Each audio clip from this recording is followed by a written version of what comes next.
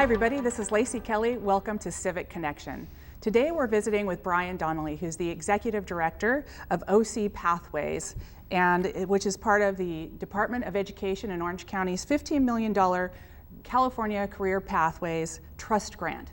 Welcome, Brian. Thank you very much. That was a mouthful to get through. Yeah, it sure was. So why don't you start by telling us what OC Pathways is? Sure. So OC Pathways is a grant or an entity that was formed through a grant from the California Department of Ed. These grants are called the California Career Pathway Trust. And I want to talk about that in a little bit.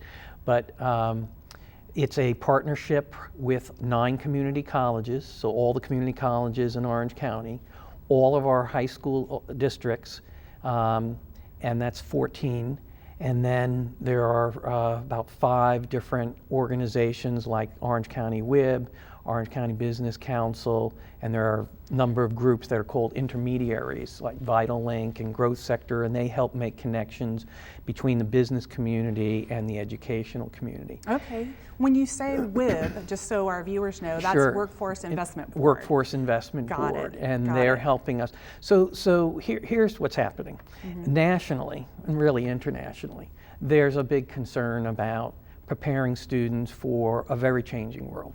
Sure. A statistic that I always like to reference is the Department of Labor in 2012 said that for today's second graders, 65% of the jobs they will hold don't exist yet. That's a sobering statistic. That's amazing. Because that's 3 years ago, so those second graders now in 5th grade. So what are we doing to prepare students for a very different world?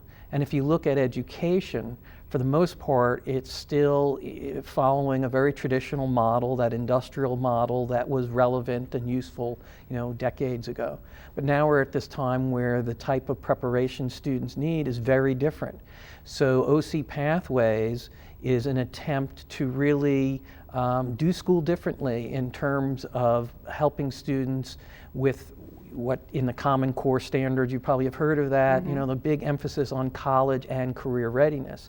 And you contrast that with the traditional paradigm. It used to be college or career. So you would have the students who are not academic and they'd be taking the quote shop or vocational education courses, and then the other students are academic going off to college and Sure. wherever that may lead them.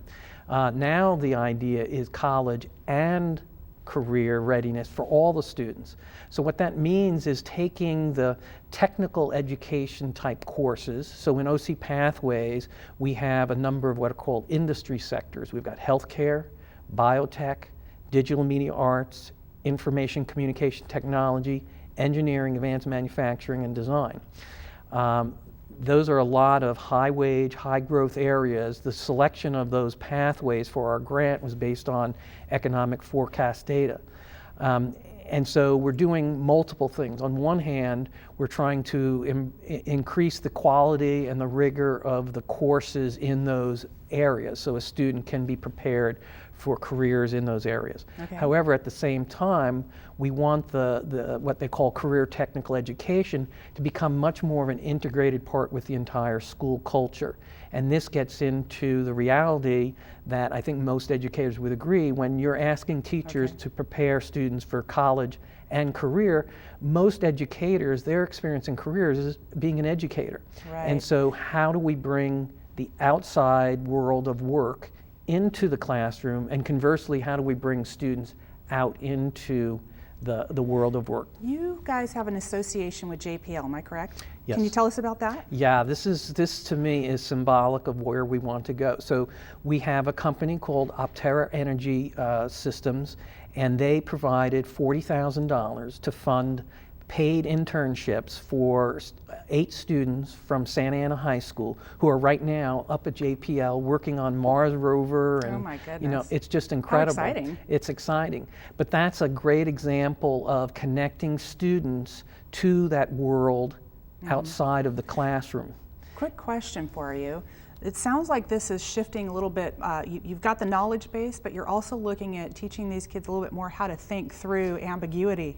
Exactly. It sounds like. I mean, if you look at the research in terms of what employers want for working in what's being called the innovation economy, they want students who can collaborate, who can communicate, who are critical thinkers, who are able to apply knowledge to problems as opposed to just learning knowledge for the sake of taking a test, and then, as probably a lot of us know, a month later it's like, I'm not really remembering it. Right. And the notion of engaging students in applying the knowledge in what's called project-based learning, where they're making things, they're analyzing problems, they're trying to understand, you know, all the issues that are related to a particular project.